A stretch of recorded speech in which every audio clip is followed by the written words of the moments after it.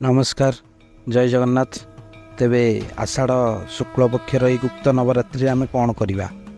प्रथमे आम जुलाई 6 तारिख अभिजित मुहूर्त घट स्थापन करी माँ को प्रतिमूर्ति माँ को फोटो स्थापन करी आम माँ को पूजा आरंभ करवा।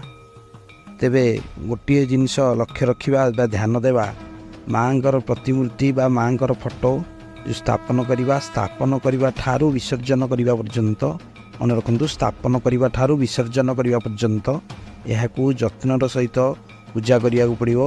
विधि मुताबक सात्विक भाव आहार करी भोग करी आमे यही पूजाटी करिपरिबा।